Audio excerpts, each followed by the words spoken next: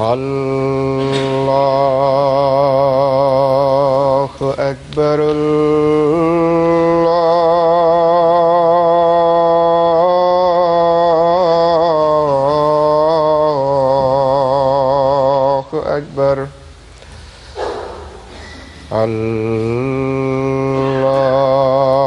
الله أكبر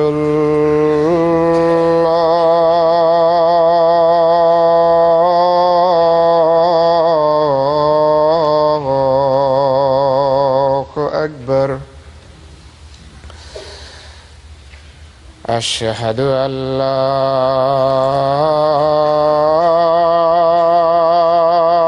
إله إلا الله أشهد أن لا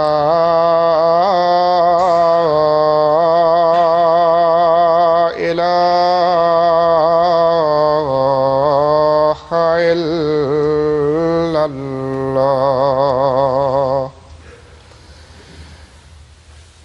أشهد أن محمدًا رسول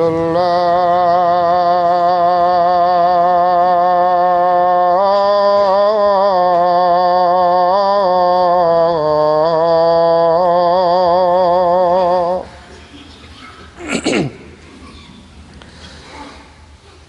أشهد أن محمدًا رسول الله حي على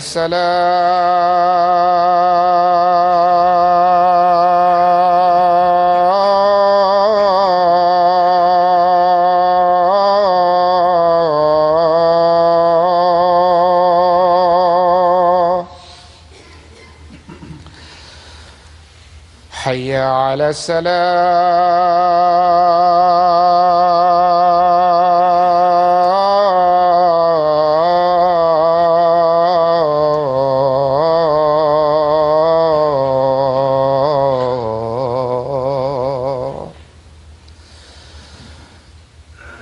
حي على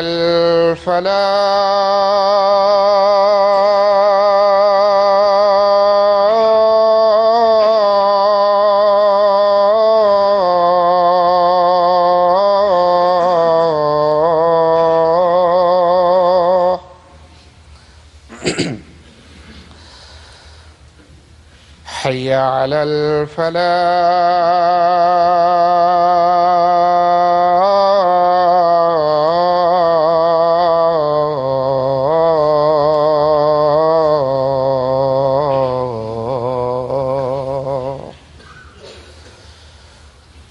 الله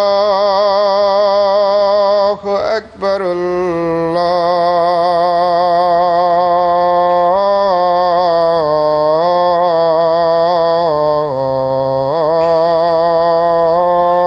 الله أكبر لا إله إلا الله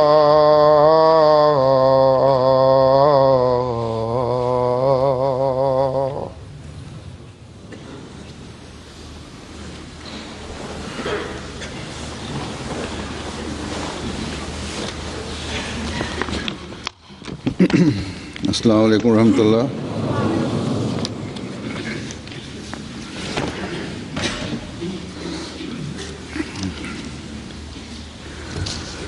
أشهد أن لا إله إلا الله وحده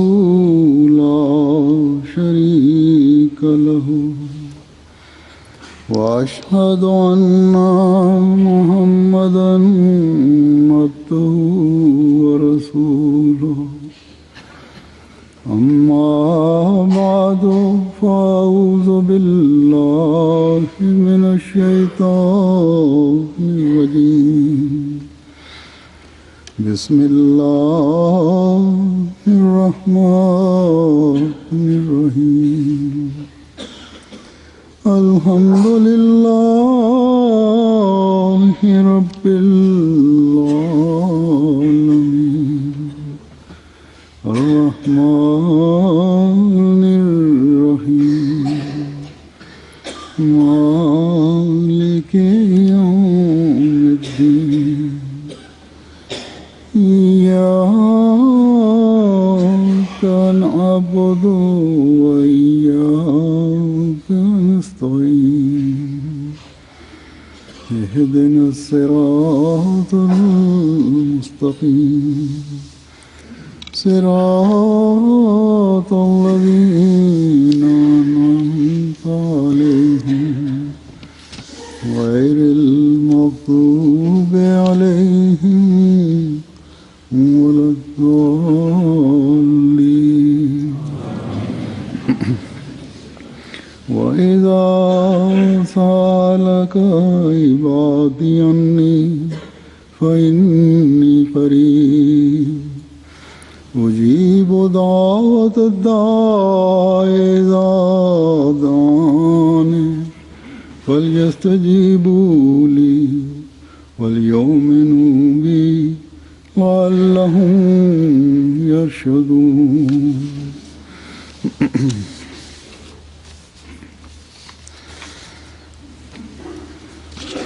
ये आयत जो मैंने तिलावत की है हीअ आयत जंहिंजी मूं तिलावत कई आहे अल्लाह ताला फरमाता है इन जो तर्जुमो ही आहे अलाह ताला फरमाए थो और जब ऐं जॾहिं मुंहिंजा ॿान्हा तोखां मुंहिंजे बारे में सुवाल कनि मैं करीब त यकीनन मां वेझो आहियां मैं दुआ मां दुआ करण वारे जी दुआ जो जवाबु ॾींदो आहियां जॾहिं हू मूंखे पुकारींदो आहे बस चाहिए सो घुर्जे त हू बि मुंहिंजी ॻाल्हि ते लबैक चवनि और मुझ पर ऐं मूं ते ईमान आणनि त जीअं हू हिदायत हासिल कनि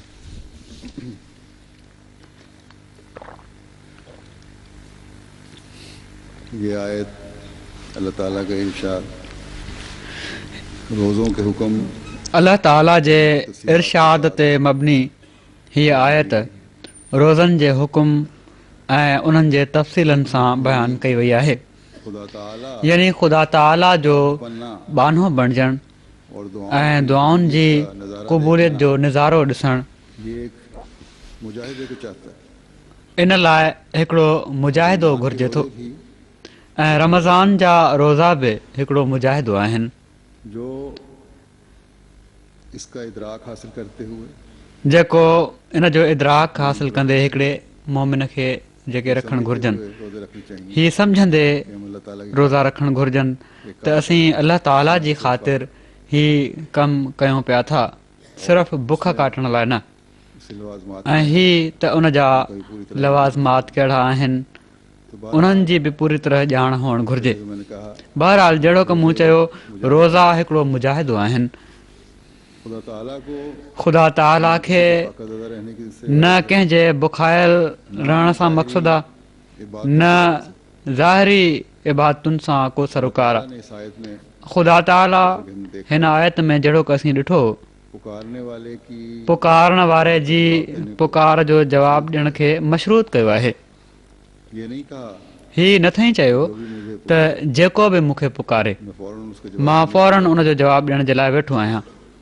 मैं जवाब दूं मां जवाबु ॾींदुसि चाहे जैसा भी उसका अमल हो तोड़े जहिड़ो बि उन जो अमल हुजे जहिड़ी बि उन जी हालत हुजे नहीं ईअं न आहे बल्कि फरमाया बल्कि फरमाए थो फलयस्तजी फल यस्तजीबू ली बस अगर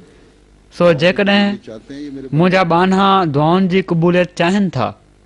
तो पहले उनका फर्ज है त पहिरियां उन्हनि जो फ़र्ज़ु आहे मेरी बात को त मुंहिंजी ॻाल्हि खे ॿुधी उन ते लबैक चवनि और दूसरी बात ये ऐं ॿी ॻाल्हि हीअ कि वल की त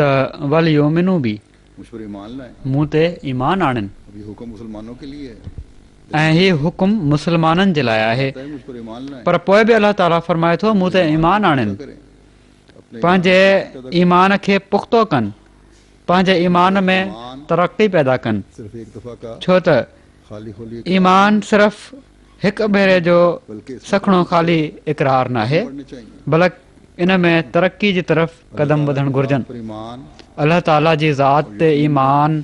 ऐं यकीन में तरक़ी थींदी रहणु घुरिजे। और जब ऐसी हालत होगी ऐं जॾहिं अहिड़ी हालत हूंदी तॾहिं ई को शख़्स हिदायत पाइण वारो बि चवराईंदो और वो मुकाम भी हासिल होगा ऐं उहो मक़ाम बि हासिलु थींदो जेको हिकिड़े सचे मोमिन जो मक़ाम आहे। अल्लाह ने अलाह ताला वरी फरमायो आहे कि लाअल्लाहुम त लअल्लहुम यरशुदून। मतलब ये है इन जो मतिलबु हीअ आहे हकीकी नेकी त सही नेकी ऐं हिदायत जी तरफ़ क़दम वधंदा वञनि और ऐं हिदायत में कामिलियत की कामिलियत जी ॻोल्हा रहे। अल्लाह ताला की बातें अलाह ताला जूं उहे ॻाल्हियूं लबैक जन ते लबैक चवणो आहे से खुदा ताला ऐं जन सां ख़ुदा ताला जी ज़ात ते ईमान में वधिणो आहे, उन्हनि जो पतो किथां मिलंदो? उन जो पतो ॾियण जे लाइ असांखे अलाह ताला पंहिंजे किताब कुरान करीम अलाह ताला असांखे पंहिंजो किताब क़ुर शरीफ़ ॾिनो आहे जो मजमूआ है जेको समूरनि हिदायतुनि जो मेड़ आहे, अल्लाह ताला ने जंहिंजो ऐलान अलाह ताला क़ुर शरीफ़ जे शुरू में फरमाए छॾियो आहे त ज़ालिकल किताबो ला रैब फीह यही काम हुदल लिल मुत्तकीन। इसमें कोई शक नहीं। इहो ई कामिल किताब आहे, इन में को शक न आहे ऐं हीअ मुत्तक़िन जे लाइ हिदायत आहे। लोग हिदायत के मुतलाशी जेके माण्हू हिदायत खे ॻोल्हनि था, मजबूत करना चाहते हैं, हिदायत जी ॻोल्हा में आहिनि, लोग नेकियों की इंतहा जेके माण्हू ख़ुदा ताला ते पंहिंजो ईमान मज़बूत करणु चाहिनि था, जेके माण्हू नेकिन जी इंतिहा खे छुहणु चाहिनि था, जेके माण्हू उन्हनि दुआउनि जी क़बूलियत चाहिनि था जेके हू घुरी रहिया आहिनि, ये कामिल किताब उन्हनि जे लाइ को रस्तो न आहे मगर ही कामिल किताब जेको कामिल रसूल सल्लल्लाहु अलैहि वसल्लम ते लथो आहे। का खालिस अब्द बनने के लिए सो ख़ुदा ताला जो ख़ालिस बानो बणजण जे लाइ, दुआउनि जी क़बूलियत मां हिसो वठण जे लाइ संवारने ऐं पंहिंजी दुनिया ऐं आख़िरत सुधारण जे लाइ हाणे ॿियो को रस्तो न आहे मगर ही त ख़ुदा ताला जे कामात पर अमल इन्हनि हुक्मनि ते अमल कयो वञे जेके अलाह ताला बयानु फरमाया आहिनि, जिसके रास्ते जंहिंजा रस्ता असांखे क़ुर शरीफ़ पढ़ण सां ई मिलंदा और जिसके ऐं नमूने जंहिंजा नमूना हमें असांखे अलाह ताला जे हिन पाक रसूल सल्लल्लाहु अलैहि वसल्लम जे उसवा में ई मिलंदा। असल में तो असल में कुरान करीम त क़ुर शरीफ़ जी अमली तस्वीर ई पाण सॻोरन सल्लल्लाहु अलैहि वसल्लम जी ज़ात आहे, जिसकी तरफ हिदायत जंहिंजी तरफ़ हिदायत फरमाईंदे अलाह ताला मोमिननि खे फरमायो आहे कि त लक़द कान लकुम फी रसूलिल्लाहि उसवतुन हसनतुन लिमन कान यरजुल्लाह वल यौमल आखिर व ज़करल्लाह कसीरा। यकीनन तव्हां जे लाइ अलाह ताला जे रसूल में हिकिड़ो आला नमूनो ऐं उसवा हसना आहे हर उन शख़्स जे लाइ जेको अलाह ऐं यौम आख़िरत जे मिलण जी उमेदु रखे थो ऐं अलाह ताला खे तमामु घणो यादि करे थो। यौम आखिरत पर ईमान सो यौम आख़िरत ते ईमान ऐं मरण खां बाद अलाह ताला जे अॻियां पेश थियण ते ईमान अल्लाह ताला की इबादत ऐं अलाह ताला जी इबादत ऐं ज़िक्र उस वक्त अल्लाह उन ताला वक़्तु अलाह ताला जे वेझो क़ाबिल क़बूल आहे जब अल्लाह ताला जॾहिं अलाह ताला जे हिन प्यारे रसूल सल्लल्लाहु अलैहि वसल्लम जी उसवा अख़्तियार करण जी कोशिशि कई वञे और ये रसूल और ऐं हीअ उसवा अख़्तियार करण बि अलाह ताला जे इन हुक्म जी तामील आहे जेका मूं पहिरियां आयत तिलावत कई आहे। तिलावत की है इन में चयो वियो आहे त कि वैदा सा वइज़ा सालक इबादी अन्नी, जब मेरे त जॾहिं मुंहिंजा बाना तोखां मुंहिंजे बारे में सुवाल कनि, अगर वो मेरे बंदे हैं जेकॾहिं हू मुंहिंजा बाना आहिनि मोमिन आहिनि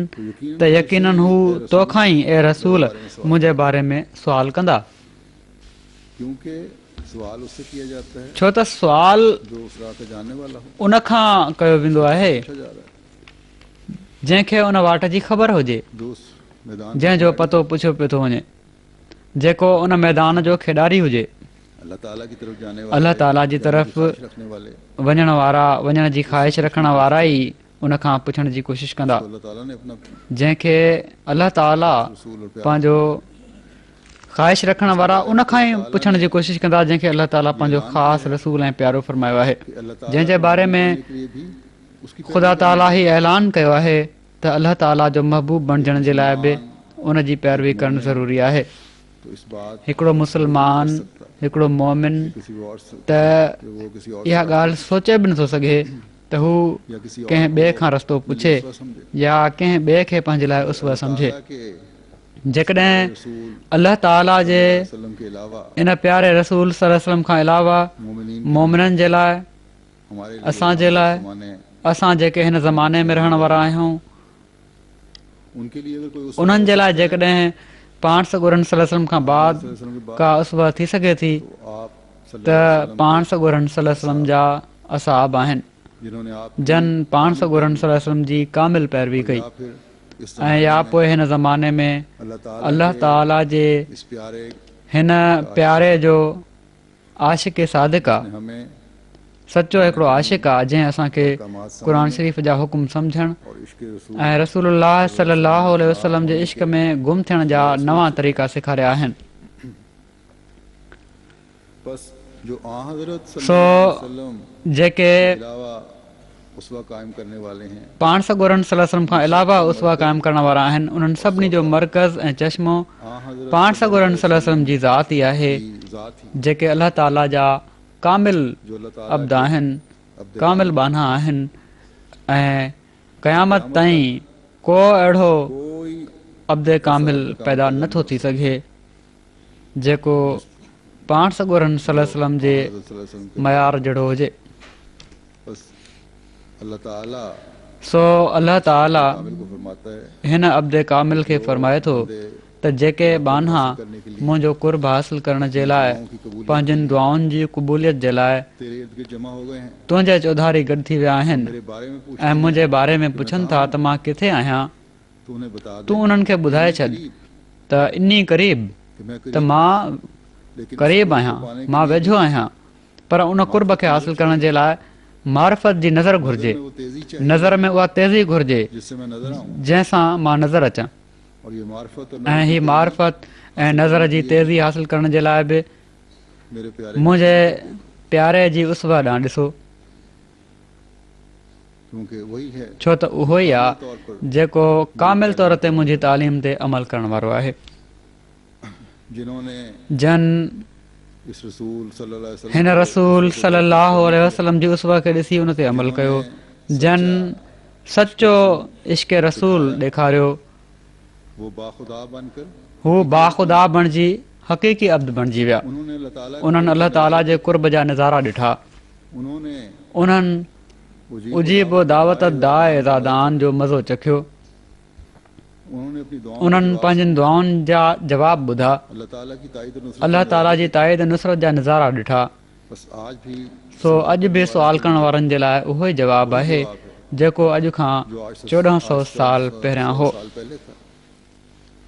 आज भी मोहम्मद रसूलुल्लाह सल्लल्लाहु अलैहि वसल्लम का अॼु बि खुदा मोहम्मद रसूलुल्लाह सल्लल्लाहु अलैहि वसल्लम जो ख़ुदा जिस तरह हमें ओड़ी तरह ज़िंदा आहे जहिड़ी तरह हमेशह खां ज़िंदा हुयो ऐं हमेशह रहंदो। बस अगर जरूर सो जेकॾहिं ज़रूरत आहे त उन्हनि हुकमनि खे सम्झण जी ज़रूरत आहे, अगर जरूरत है जेकॾहिं ज़रूरत आहे उसके रसूल त उन जे रसूल जी उसवा ऐं तालीम ते अमल करण जी ज़रूरत आहे। बस इस उसवे को हमें सो इन उसवा खे असांखे कि हमें वक्तन फवक्तन वक़्तनि फ़वक़्तनि देखते रहना यादगिरी कंदे रहणु घुरिजे, ॾिसंदे रहणु घुरिजे त जीअं असांजी नेकियुनि जा मयार वधनि, त जीअं ताकि हम असां अपनी खामियों पंहिंजनि खामियुनि ते नज़र रखी सघूं, ताकि त हमारा जीअं ताला पर असांजो ख़ुदा ताला ते ईमान पुख़्तो थिए, ताकि हम त जीअं असां दुआउनि जी फ़िलासफ़ी खे सम्झी सघूं। आ हजरत पाण सॻोरनि सल्लल्लाहु अलैहि वसल्लम यहाँ अपने जिथे पंहिंजे अमल ऐं उसवा सां असांजी तरबियत ऐं रहनुमाई फरमाई आहे, उते मोमिननि खे नसीहतूं बि फरमायूं अथनि। तो अल्लाह ताला का कुर्ब पाने इबादत रमज़ान अलाह ताला जो कुर्ब हासिल करणु, इबादतूं बजा आणणु, अदा करने गुनाह ऐं नाफ़रमानी खां बचणु ऐं हुक़ूक़ुल इबाद अदा करण जी तरफ़ पहिरियां खां वधी करे तवजो ॾियण जो महीनो त आहे ई, तो ये है ही इसमें तो ऐं दुआउनि जी क़बूलियत जो महीनो त हीउ आहे ई। 100 गुना बढ़ इन में त पाण सॻोरनि सल्लल्लाहु अलैहि वसल्लम जो अमल अदा करने में केतिरा सौ भेरा वधी वेंदो हो। मसलन आम हालात में भी थे। सदको ऐं ख़ैरात अदा करण में पाण तमामु घणा सख़ी हुआ। हदीस में आता आम हालतुनि में बि हुआ ईमान में आपकी सखावत जंहिंजो से भी बढ़ जाती है। को आम इंसान मुक़ाबिलो नथो करे सघे। इबादत और अल्लाह पर ताला हदीसुनि में अचे थो त रमज़ान में पाण सॻोरन सल्लल्लाहु अलैहि वसल्लम जी सखावत तेज़ हवा खां बि वधी वेंदी हुई। अहिड़ी तरह के अमल तक इबादतुनि इंसान नहीं पहुंच ऐं अलाह ताला जे ॿियनि हुकमनि ते अमल जो हाल आहे। उसका अभी हीउ जेको मूं चयो ऐं अक्सर चयो वेंदो आहे नहीं हो सकता त जब उस मुकाम तक नहीं संदन अमल ताईं आम इंसान नथो पहुची सघे। पर पोइ बि अलाह ताला जो हुकुम आहे त पाण सॻोरन सल्लल्लाहु अलैहि वसल्लम जी उसवा जी पैरवी कयो। हर इन मां क़तन हीउ मतिलबु नथो थी सघे त जॾहिं उन मक़ाम ताईं पहुचणो न आहे त अमल करण जी कहिड़ी ज़रूरत आहे। पोइ उसवा छा जी। जिसकी जिसके दर हीउ मज़मून बि हज़रत मसीह मौद अलैहिस्सलाम तमामु खोले करे बयानु फ़रमायो आहे। अलाह ताला हर इंसान जूं जेके सलाहियतूं रखियूं आहिनि जंहिंजी जेतिरे क़दुरु सलाहियत आहे उनखे इस्तेमालु जो इंसान की करण जो हुकुम आहे। ऐं अलाह ताला जेको हर हिक जी ताक़त ऐं इस्तेदाद खे ॼाणे थो, कि ये उस वक्त जेको इंसान जी इस्तेदाद खां वधी करे उन ते बोझ नाहे विझंदो, उन ही फरमायो आहे त ही उसवा तव्हांजे साम्हूं आहे, तव्हां इन जी पैरवी करणी आहे। तुम्हारी इस्तेदादों के इन पैरवी जे करे इसका अजर मिलेगा। तव्हां जिन सलाहियतुनि जे मुताबिक़ तव्हांखे इन जो अजुर मिलंदो। ये बात भी याद रखनी चाहिए कि इस्तेदादों की ऐं हीअ ॻाल्हि यादि रखणु घुरिजे इंसान त इस्तेदादुनि जी तायीन करणु बल्कि अल्लाह ताला जानता इंसान जो कमु न आहे, है किस इंसान में कितनी बल्कि अलाह ताला ॼाणे थो त कहिड़े इंसान में केतिरी सलाहियत आहे। और फिर मामला अल्लाह ताला पर इंसान जो कमु आहे त पंहिंजी कोशिशि जी इंतिहा करे छॾे ऐं पोइ मामिलो अलाह ताला ते छॾे ॾे। इंसान जो कमु हिकिड़े मोमिन जो कमु जहाद करणु आहे ताकतों के साथ ऐं जहाद जो मतिलबु ई हीअ आहे त पंहिंजनि समूरियुनि ताक़तुनि सां कोशिशि करणु, तमाम तरह कंहिं कम में पूरे शौक़ु अपने आप ऐं पंहिंजनि समूरियुनि सलाहियतुनि सां पंहिंजो पाण खे ॾुखियाई में विझंदे खुपी वञणु, कि इंसान था कचूर हो जाए। इन हद ताईं कोशिशि करणु जो इंसान थकिजी टुटी पवे, इहा ई जहाद जी माना आहे। कुरान करीम में एक जगह फरमाता है कि अलाह ताला क़ुरान शरीफ़ में हिकिड़े हंधि फरमाए थो त वल्लज़ीना जाहदू फीना लनहदियन्नहुम सुबुलना, जो हमसे मिलने की कोशिश करते हैं हम ज़रूर उनको ऐं उहे माण्हू जेके असां सां मिलण जी कोशिशि कंदा आहिनि असीं ज़रूरु उन्हनि खे पंहिंजे रस्तनि ॾांहुं अचण जा तरीक़ा ॿुधाईंदासीं। सो अलाह ताला हमें इस तरफ तो जाहदू जो लफ़्ज़ इस्तेमालु फरमाए असांखे इन तरफ़ तवजो ॾियारी आहे त हिकिड़े इंसान खे जेको ईमान में वधणु चाहे थो, अलाह ताला जे कुर्ब जे लाइ जहाद जी ज़रूरत आहे। जो मुसलसल हो अहिड़ी कोशिशि जी ज़रूरत आहे जेका लॻातार हुजे ऐं उनखे ताला बढ़कर ऐसे थकाए भञी लाहे। जॾहिं अहिड़ी कोशिशि हूंदी आहे त अलाह ताला वधी करे अहिड़े इंसान खे लेकिन अल्लाह ताला की भाकुर पाईंदो आहे। ये है कि बेशक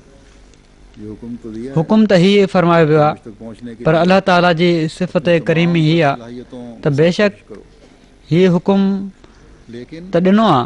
त मूं ताईं पहुचण जे लाइ पंहिंजनि समूरियुनि सलाहियतुनि सां कोशिशि कयो, बता दे पर पंहिंजे रसूल सल्लल्लाहु अलैहि वसल्लम खे ॿुधाए छॾियईं त हिननि मोमिननि खे ॿुधाए छॾ त जॾहिं हू वो चल कर हिकिड़ी विख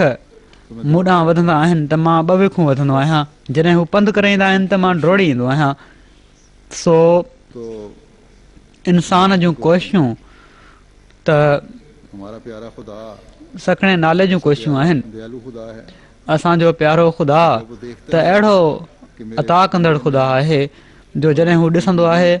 त मुंहिंजे बाने अमल करते हुए फल यस्तजीबू ली, यानी मुंहिंजी ॻाल्हि ते लबैक चवण ते अमल कंदे कुर्ब हासिल करण जे लाइ ये फासला पहिरियों क़दम ई खयों आहे त अलाह ताला पंहिंजी रहमत सां ही मुफ़ासिला घटाईंदो वेंदो आहे और अब्द रहमान बनने के ऐं हिकिड़े कमज़ोर इंसान लगा लेते ऐं अब्द रहमान बणजण जे ख़्वाहिशमंद खे सीने सां हलाए छॾींदो आहे। हाँ हजरत सल्लल्लाहु अलैहि वसल्लम ने फरमाया कि अल्लाह ताला को पाण सॻोरन सल्लल्लाहु अलैहि वसल्लम फरमायो आहे त अलाह ताला खे पाण ॾांहुं अचण वारे बाने खे ॾिसी बस ये तो उन खां वधीक ख़ुशी थींदी आहे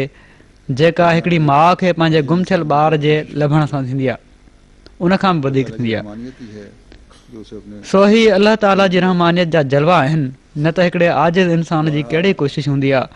अलाह ताला जी रहमानियत ई आहे जेका उनखे पंहिंजे वेझो आणींदी आहे। कहा था बहरहाल आ हजरत मां वापसि पंहिंजी ॻाल्हि ॾांहुं अचां थो। जहिड़ो की मूं चयो हुयो, पाण सॻोरन सल्लल्लाहु अलैहि वसल्लम जी उसवा के अहकामात पर अमल की एक कामिल जेके ख़ुदा ताला जे हुक्मनि ते अमल जी हिकिड़ी कामिल तस्वीर हुआ। मामूली नज़ारे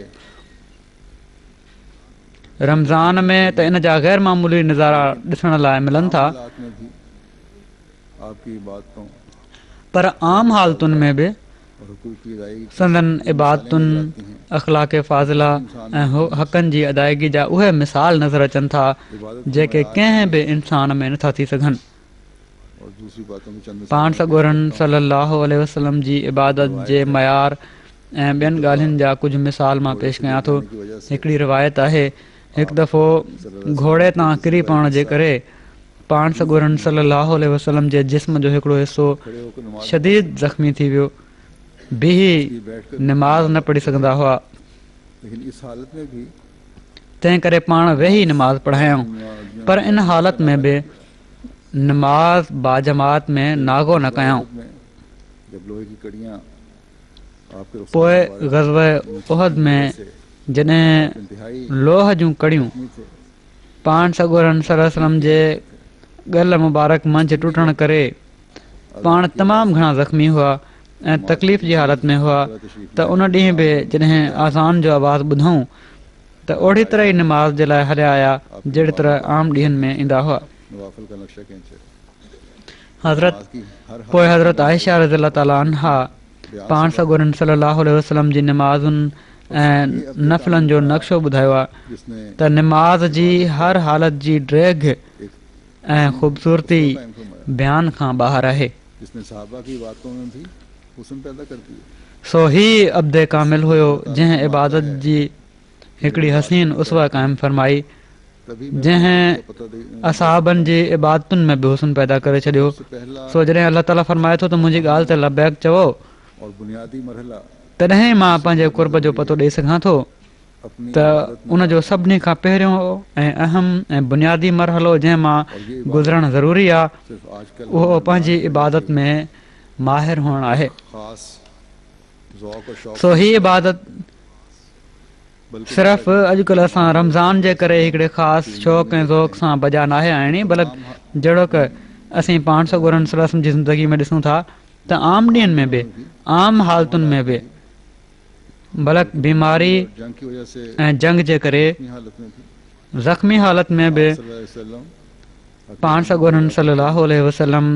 अपनी बाजमात नमाजों को नहीं भूले। बंदगी जो हक़ अदा कंदे आया है पंहिंजी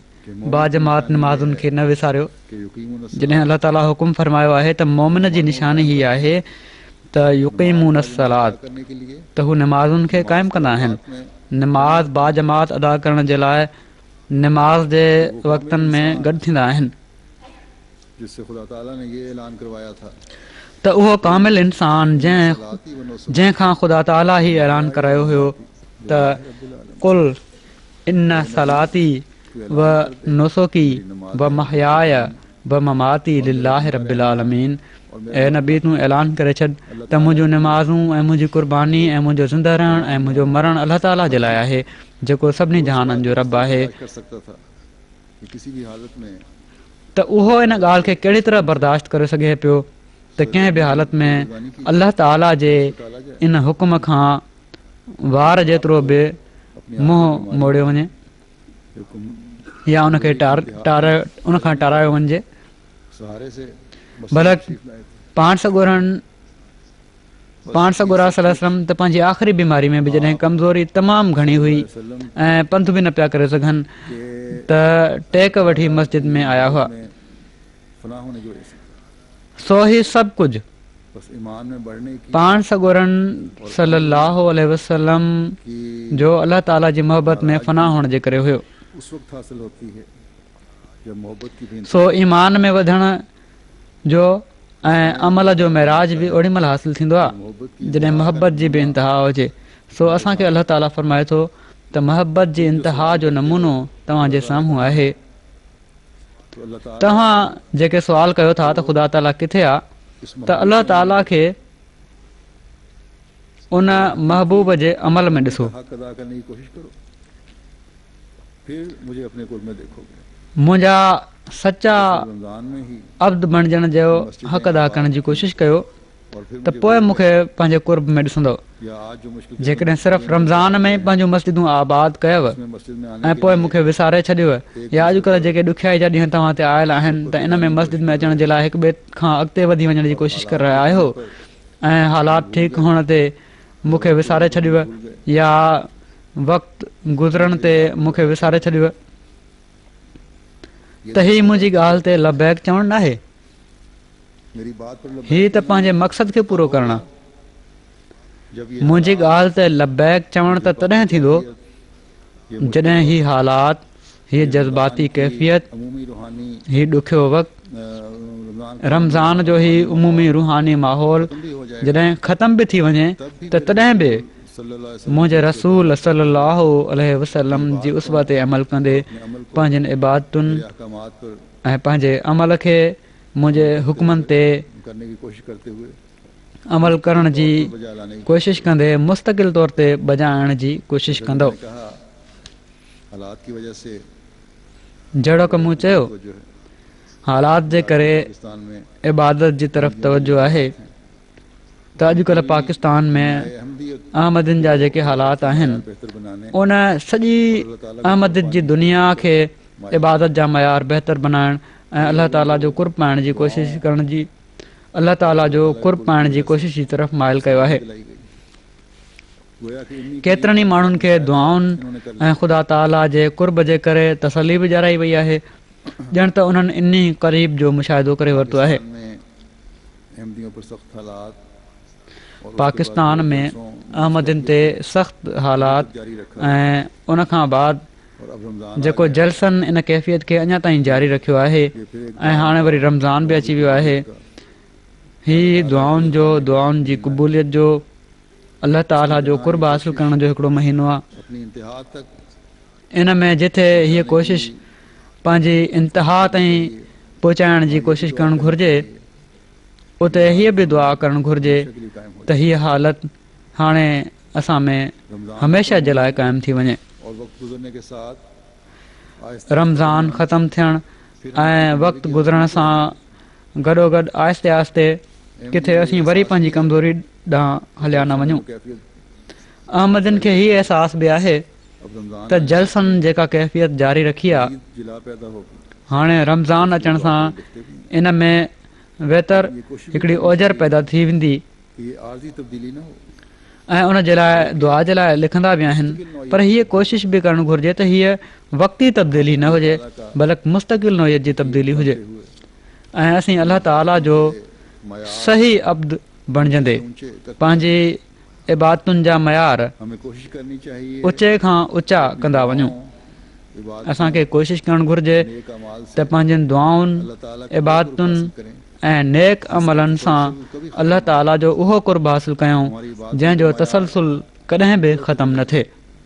असांजी इबादतुनि जा मयार ऊचा थींदा वञनि, असांजी तक़वा जा मयार ऊचा थींदा वञनि। उनखे हासिलु करण जे लाइ हज़रत मसीह मऊद अलैहिस्सलातु वस्सलाम हिकिड़े हंधि जेको तरीक़ो ॿुधायो आहे उहो ई आहे। पाण फ़रमाइनि था त यादि रखो त सभिनी खां पहिरियों ऐं ज़रूरी दुआ ही आहे त इंसानु पंहिंजो पाण खे गुनाहनि खां पाक करण जी दुआ घुरे। सभिनी दुआउनि जो बुनियाद ऐं जुज़ इहा ई दुआ आहे, छो त जॾहिं हीअ दुआ क़बूल थी वञे ऐं इंसानु हर क़िस्म जी गंदगियुनि ऐं आलूदगियुनि खां पाक साफ़ थी करे ख़ुदा ताला जी नज़र में मुतहर थी वञे त पोइ ॿियूं दुआऊं जेके उन जी लाज़मी ज़रूरतुनि जे लाइ हूंदियूं आहिनि उनखे घुरणियूं बि न आहिनि पवंदियूं। फ़रमाइनि था त वॾी मुशक़त ऐं महिनत तलब इहा ई दुआ आहे त हू गुनाहनि खां पाक थी वञे। पाण फ़रमाइनि था त हीअ दुआ तमामु ॾुखी दुआ आहे ऐं इन जे लाइ तमामु घणी महिनत करणी पवंदी आहे पर असुल दुआ इहा ई आहे त इंसानु पंहिंजो पाण खे गुनाहनि खां पाक करण जी दुआ घुरे सो हीअ दुआ आहे जेका असुल आहे जॾहिं इंसानु पंहिंजो पाण खे हर क़िस्म जे गुनाहनि खां पाक करण जी कोशिशि कंदो आहे तॾहिं हू अलाह ताला जे उन इरशाद ते अमल करण जी कोशिशि करे रहियो हूंदो आहे त मुंहिंजी ॻाल्हि ते लबैक चओ जहिड़ो की मां चयो क़ुर शरीफ़ अलाह ताला जे हुकमनि सां भरियो पियो आहे उन्हनि ते अमल थींदो त तॾहिं ई असीं अलाह ताला जे आवाज़ ते लबैक चवण वारा बणिजी सघंदासीं तॾहिं असां पंहिंजो पाण खे गुनाहनि खां पाक करण जी कोशिशि करण वारा बणिजंदासीं जहिड़ो की मूं चयो अलाह ताला जा क़ुर शरीफ़ में तमामु घणा हुकुम आहिनि सभिनी जो बयानु त हिकिड़ी मजलिस में थी नथो सघे रमज़ान जे महीने में जॾहिं तिलावत जी तरफ़ बि घणी तवजो हूंदी आहे क़ुर शरीफ़ जी तिलावत करे रहिया हूंदा आहियो दर्स वग़ैरह ॿुधण जी तरफ़ तवजो हूंदी आहे त इन्हनि में इन्हनि हुकमनि ते गौर करण जी हर मोमिन खे कोशिशि करणु घुरिजे पर बहरहाल जहिड़ो की मूं चयो हुयो हिन वक़्तु मां पाण सॻोरनि सल्लल्लाहु अलैहि वसल्लम जी उसवा मां कुझु ॻाल्हियुनि जो ज़िक्र कंदुसि पाण सॻोरनि सल्लल्लाहु अलैहि वसल्लम जी इबादत जे बारे में त हिकिड़ी हल्कड़ी झलकी मूं ॾेखारी त छा मयार हुयो हाणे पाण सॻोरनि सल्लल्लाहु अलैहि वसल्लम जी उसवा जा कुझु ॿिया नमूना अलाह ताला क़ुर शरीफ़ में फरमाए थो त व औफू बिल आहद इन्नल आहद कान मसऊला त पंहिंजा वाइदा पूरा कयो यकीननि वाइदे जे बारे में जवाब तलबी थींदी हाणे इन में केतिरे हद ताईं पाण सॻोरा सल्लल्लाहु अलैहि वसल्लम पाबंदी फरमाईंदा हुआ हिकिड़ी रिवायत में हुज़ैफा बिन यमान रज़ियल्लाहु ताला अन्हु बयानु कनि था त मुंहिंजी बदर जी जंग में शामिलु थियण में रंडक इहा थी त मां ऐं मुंहिंजो साथी अबू सहल घरां निकितासीं रस्ते में कुरैश काफ़रनि असांखे पकिड़े वरितो ऐं पुछऊं त तव्हां मोहम्मद सल्लल्लाहु अलैहि वसल्लम ॾांहुं वञो पिया था असीं चयोसीं असीं मदीना था वञूं उन्हनि असांखां वाइदो वरितो त असीं रसूलुल्लाह सल्लल्लाहु अलैहि वसल्लम सां गॾु जंग में शामिलु न थींदासीं असां जॾहिं रसूलुल्लाह सल्लल्लाहु अलैहि वसल्लम जी ख़िदमत में हाज़िर थियासीं त सॼो हीउ वाक़ियो बयानु कयोसीं पाण सॻोरनि सल्लल्लाहु अलैहि वसल्लम फरमायो त वञो ऐं पंहिंजो वाइदो पूरो कयो असीं दुश्मन जे मुक़ाबिल ते दुआ सां मदद चाहींदासीं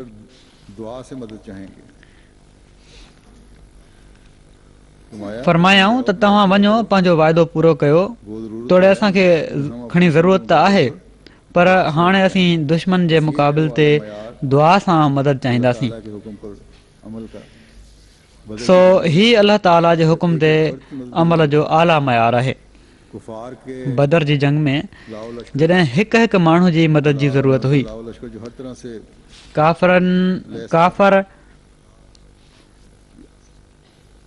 काफ़रनि जो ला लश्कर जेको हर तरह सां लहिसो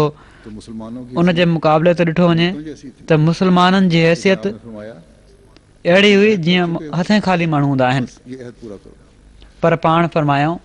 त तव्हां अहद करे चुका आहियो सो ही अहद पूरो कयो मां दुआ सां अलाह ताला जी मदद चाहींदुसि ऐं पोइ दुनिया ही नज़ारो ॾिठो ऐं तारीख़ उनखे महफ़ूज़ करे वरितो ऐं दुश्मन बि पाण सॻोरनि सल्लल्लाहु अलैहि वसल्लम जे इन अहद जा मोतरिफ़ आहिनि पर इन अब्दे कामिल खे जंहिंखे पहिरियां बि पंहिंजे ख़ुदा ते भरोसो हुयो ऐं उहो ख़ुदा जेको हिन कामिल अब्द जे हर महिल वेझो रहंदो हुयो उन कहिड़ी तरह पंहिंजी कुर्बत जो निशान ॾेखारियो जो पाण सॻोरनि सल्लल्लाहु अलैहि वसल्लम जी दुआउनि खे क़बूल फरमाईंदे हथें खालियुनि ऐं कमज़ोरनि खे ताक़तवरनि ऐं ला लश्कर सां लैस फ़ौज ते न सिर्फ़ु ग़लबो अता कयो बल्कि अहिड़ो ग़लबो अता फरमायो जेको हिकिड़ो वाज़ह ग़लबो हो जंहिं यकीन सां पाण फरमायो हुआऊं त मां दुआ सां ख़ुदा ताला जी मदद चाहींदुसि इन यकीन खे सचे वाइदनि वारे ख़ुदा पूरो फरमायो ऐं असाबनि जे ईमान खे बहितर मज़बूत कयईं ऐं दुश्मन ते हैबत तारी फरमायईं हिकिड़ी औरत फ़तह मक्का जे मौक़े ते दुश्मन खे पनाह ॾियण जो वाइदो कयो त पाण सॻोरनि सल्लल्लाहु अलैहि वसल्लम फरमायो ऐं उमे हानी जंहिंखे तूं पनाह ॾिनी उनखे असीं पनाह ॾिनी। मुंह में तो जुबान देने सो हिकिड़ी का आपने मोमिन औरत जे ज़बान ॾियण जो पाण एतिरे क़दुरु पास कयऊं, ख़्यालु रखियऊं, जो बावजूदु इन जे जो हज़रत अली रज़ियल्लाहु ताला अन्हु जहिड़े माण्हुनि इन जी मुखालफ़त बि कई। आपने फरमाया कि अपने वादे का पास करो। पाण सॻोरन सल्लल्लाहु अलैहि वसल्लम जेके आला अख़लाक़ पैदा करण आया हुआ फरमायाऊं त पंहिंजे वाइदे जो पास कर, ऐं छो त तूं वाइदो करे वरितो आहे इन लाइ असां बि तुंहिंजे वाइदे जो पास कयूं था। अॼु असीं ॾिसूं था अॼुकल्ह जे मुआशिरे में थोरी थोरी ॻाल्हि ते बहुत ज्यादा है, लेकिन वाइदा टोड़िया वेंदा आहिनि ऐं मुआशिरे जो अमन बर्बादु थी रहियो हूंदो आहे। और उस पर मुस्तक़िल गैरनि में त ख़ैर हीउ तमामु घणो आहे, पर जमात में बि अहिड़ी सूरत पैदा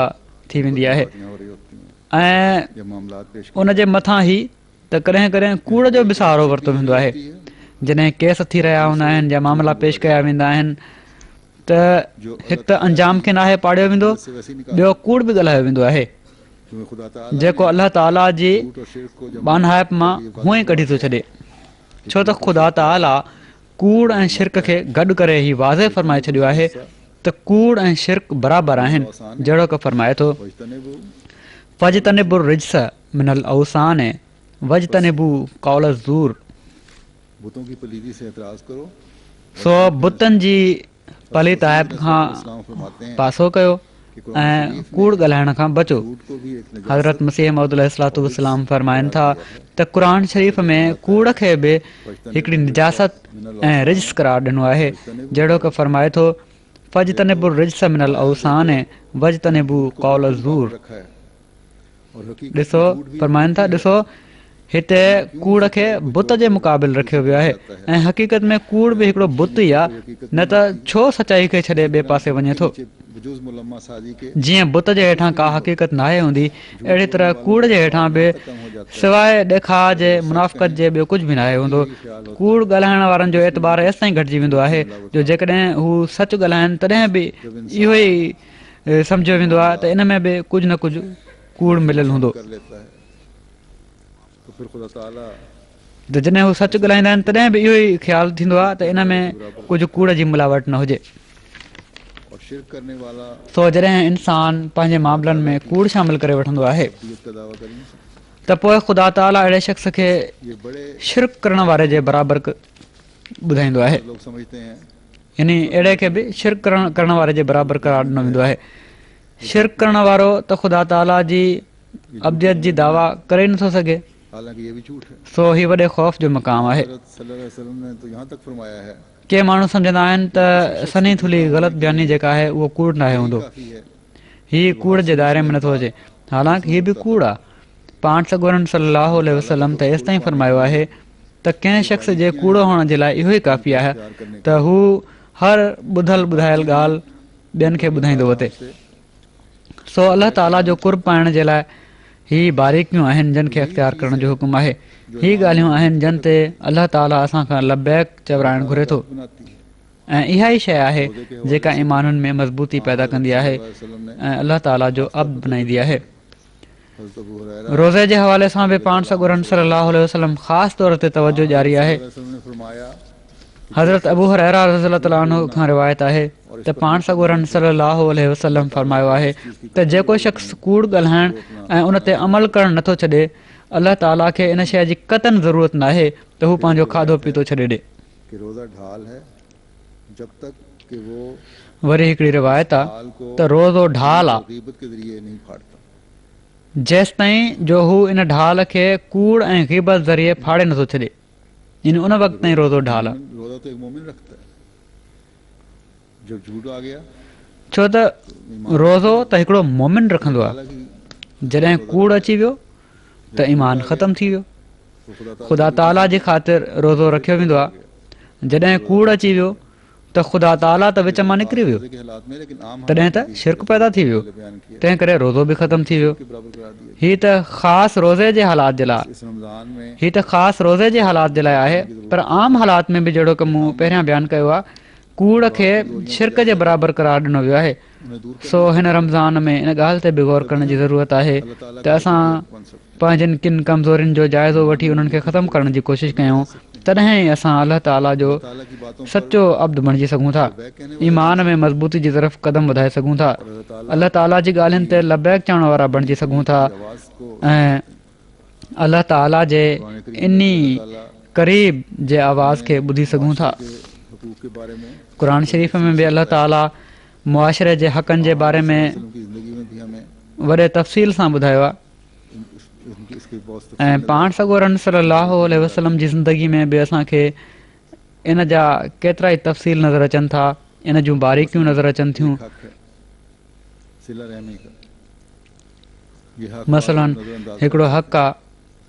सिला रहमी जो, मसलन रहमी रिश्तों की अदायगी के बारे ही हक़ के माण्हू नज़रअंदाज़ करे वेंदा आहिनि। मसलन रहमी रिश्तनि जी अदायगी जे बारे में ख़ुदा ताला हुकुम फरमायो आहे इसका हक़ अदा करने की ऐं हर निकाह ते हिकिड़ी आयत पढ़ी वेंदी आहे, पर रहमी रिश्ते इन जो हक़ अदा करण जी तरफ़ तवजो घटि हूंदी आहे। दोनों तरफ के रिश्ते हैं हालांकि लड़के की तरफ से भी रहमी रिश्ता जेके पाण में क़ाइमु थींदा आहिनि उहे त ॿिन्ही पासे जा रिश्ता आहिनि, तो बहुत सारे जो मसाइल छोकिरे जे पासे जा बि ऐं छोकिरी जे पासे जा बि। जेकॾहिं उन्हनि जो हक़ अदा कयो वञे त केतिरा ई मसइला जेके रिश्तनि में पैदा थींदा आहिनि उहे पैदा न थियनि, जंहिंजो तादादु हाणे वधंदो पियो थो वञे। यही बहुत बड़ी वजह है अॼुकल्ह किन रिश्तनि में फोट पवण जो बि इहो ई सबबु आहे। पाण सॻोरा सल्लल्लाहु अलैहि वसल्लम त न सिर्फ़ रहमी रिश्तनि जो ख़्यालु रखंदा हुआ, बल्कि रिज़ाई रिश्तनि जो बि वॾो एहतराम कंदा हुआ। में करते थे, रहमी रिश्तों का पास फरमाया करते थे, बल्कि सो हीअ उसवा काम किया करते अॼुकल्ह जे फ़साद खे ख़तमु करण जे लाइ तमामु ज़रूरी आहे। बस ये उसवा घरनि जे टुटण में बात को ख़त्म करने के लिए अॼुकल्ह तमामु वॾो के टूटने में कारण बणियलु आहे। एक बहुत बड़ी वजह बनी। मैंने अक्सर देखा है कि एक दूसरे के रिश्तों की कदर न करना भी मूं अक्सर ॾिठो आहे बीवी के ताल्लुकात में त दरारें डाल हिक ॿिए जे रिश्तनि जो क़दुरु न करण बि ज़ाल मुड़ुस जे तालुकात में फोट विझंदो आहे। कि मेरा बंदा सो करने का फैज़ अल्लाह ताला फरमाए थो तो त मुंहिंजो बानो होंगे और त मुंहिंजो बानो बणजण जो फैज़ हासिल करणो आहे, करने होंगे। मुंहिंजे बाने बणजण जो फैज़ हासिल करणो आहे त इबादतुनि जा बि हक़ अदा करणा पवंदा ऐं आला अख़लाक जो बि मुज़ाहिरो करणो पवंदो। हज़रत सल्लल्लाहु अलैहि वसल्लम की मुंहिंजे बात में कायम फरमाया बाननि जा बि हक़ अदा करणा पवंदा, जंहिंजी उसव असांजे साम्हूं अलाह ताला पाण सॻोरन सल्लल्लाहु अलैहि वसल्लम जी ज़ात में क़ाइमु फरमाई आहे और फिर जब ये हालत ऐं जंहिं जूं नसीहतूं पाण सॻोरन सल्लल्लाहु अलैहि वसल्लम असांखे फरमायूं आहिनि। ऐं जॾहिं असांजी हीअ हालत हूंदी त असीं उन्हनि माण्हुनि में ॻणिया वेंदासीं जेके अलाह ताला जो कुर्ब हासिल करण वारा आहिनि। न त हज़रत मसीह मौद अलैहिस्सलातु वस्सलाम इन मज़मून खे हिकिड़े हंधि हिन तरह बयानु फरमायो आहे त अलाह ताला फरमाए थो त मां त वेझो आहियां, करीब आओ तव्हां परे आहियो, तो मुझे अपने करीब पाओ। सो पंहिंजा अमल दुरुस्त कंदे मुंहिंजे वेझो अचो त मूंखे पंहिंजे वेझो ॾिसंदो। और इसमें भी पहल बहरहाल बंदे नहीं करनी है। हीउ ॿितरफ़ो मामिलो आहे ना करे ऐं इन में बि असल को समझने वाले अगराई बहरहाल बान्हे ई करणी आहे। अलाह करे त असीं इन हक़ीक़त खे सम्झण वारा थियूं ऐं जहिड़ो की हज़रत मसीह मौद अलैहिस्सलातु वस्सलाम फरमायो आहे पंहिंजे गुनाहनि खां बचण जे लाइ दुआऊं घुरण वारा हुजूं नाज़िल हो त जीअं हिन बाबरकत महीने में अलाह ताला जो फज़ल असां ते नाज़िल थिए ऐं असीं अलाह ताला जा मुक़रब बानहा बणजण वारा चवराए सघूं। लेकिन ये भी दुआ करें, लोग जमात कर ही रही है, वैसे पहले भी रमज़ान जे ॾींहंनि में हिकिड़ी हीअ दुआ बि घुरो, जमायत इहा पहिरियां बि घुरी रही आहे। यादगिरी करायां थो त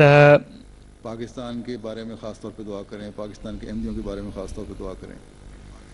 पाकिस्तान जे बारे में ख़ासि तौर ते दुआ कयो, कि अल्लाह ताला पाकिस्तान जे अहमदियुनि जे बारे में ख़ासि तौर ते दुआ कयो। हीअ दुआ घुरो त अलाह ताला असांखे हर वक़्तु पंहिंजे रहमत जी चादर में वेढ़े रखे, जमात को अपनी ख़ास हिफाजत दुश्मन जूं समूरियूं रिथाऊं ख़ाक में मिलाए, आदत कुदरत का जलवा दे, जमायत खे पंहिंजी ख़ासि हिफ़ाज़त में रखे, पंहिंजी ख़ारिक आदत कुदरत जो जलवो ॾेखारे ऐं अलाह ताला जी नज़र में जेके शर्म नास आहिनि उन्हनि जो ख़ात्मो फरमाए। जो पाकिस्तान जी जेका हालत आहे, वक्त हैं, जो लीडरशिप है, इहे माण्हू जेके उतां जा अच्छे कारे जा मालिक आहिनि, जेके लीडरशिप आहे, सम्झनि कोन था पिया अल्लाह ताला ही रहम त फरमाए। पाकिस्तान जा हालात कहिड़े पासे वञी रहिया आहिनि ऐं छा थियण वारो आहे। अलाह ताला ई रहम फरमाए ऐं इस्लाम ऐं अहमद जी तरक़ी असांखे पहिरियां खां वधी करे ॾेखारे।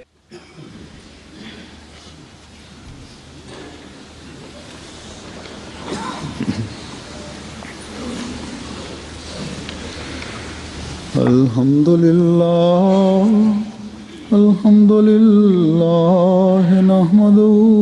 व नस्तईनुहु व नस्तगफिरुहु व नु'मिनु बिही व नतवक्कलु अलैहि व नऊज़ु बिल्लाहि मिन शुरूरि अनफुसिना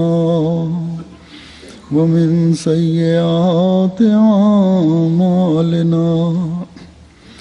मन यहदिहिल्लाहु फला मुदिल्ल लहु वमन युद्लिल्हु फला हादिय लहु वनशहदु अल्ला इलाहा इल्लल्लाह वनशहदु अन्ना मुहम्मदन अब्दुहु व रसूलुहु इबादल्लाह रहिमकुमुल्लाह इन्नल्लाह यअमुरु बिल अदलि वल इहसान व ईताइ ज़िल क़ुर्बा व यन्हा अनिल फ़हशाइ वल मुनकरि वल बग़य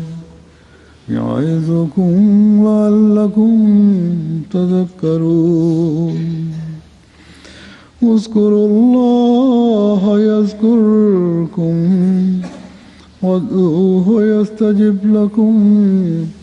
वलज़िक्रुल्लाहि अकबर।